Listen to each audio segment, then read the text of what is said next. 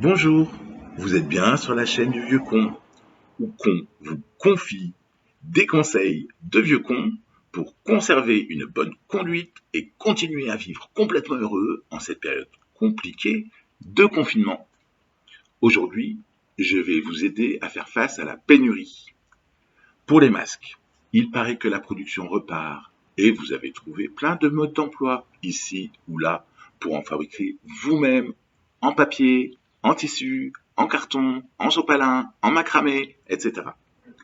Au pire, si vous avez des enfants, vous pouvez aussi utiliser les masques de Reine des Neiges ou de Licorne qui n'ont pas servi pour cause d'annulation du carnaval.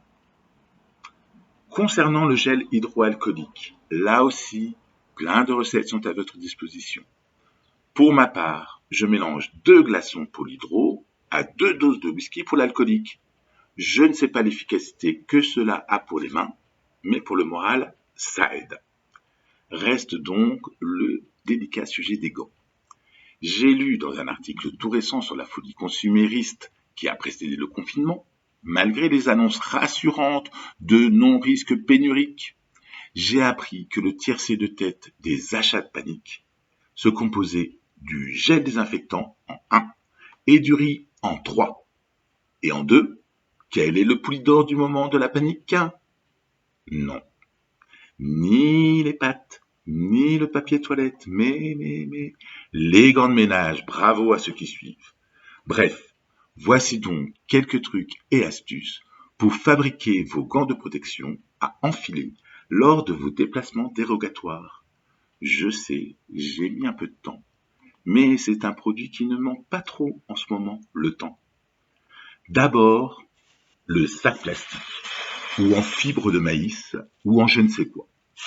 Malgré les efforts de Feu Ségolène Royal, qui, même pas morte, est quand même sacrément grillée, malgré donc Feu Ségolène Royal, vous avez sûrement récupéré de ces sacs en quelque chose qui peuvent très facilement se transformer en de jolis gants. Vous pouvez ajouter un élastique. Vous voyez le principe? Si vous n'avez que des sacs en papier ou de jolis sacs à trimballer, tote bag en français d'aujourd'hui, en tissu, ne vous désolez pas de votre excès d'écologisme. Vous avez bien quand même quelque part des sacs poubelles, à peine plus encombrants, mais qui ont l'avantage de protéger également votre coude dans lequel vous éternuez régulièrement pour bien suivre les consignes gouvernementales, mais qui a l'inconvénient de ne pas être à usage unique. Le principal handicap de la solution sac est qu'il protège bien, mais ne facilite guère la préhension. Si vous souhaitez conserver une meilleure dextérité, ou gaucherie pour les gauchers, si vous souhaitez conserver une capacité de saisissement, il reste le préservatif. Injustement dédaigné dans les achats de panique, enfin, si, justement, parce que le coronavirus ne s'attrape pas comme le VIH, qui avait la délicatesse de ne s'en prendre qu'à certains. La bonne vieille capote, ou condom, peut vous permettre de réaliser une belle pince protectrice.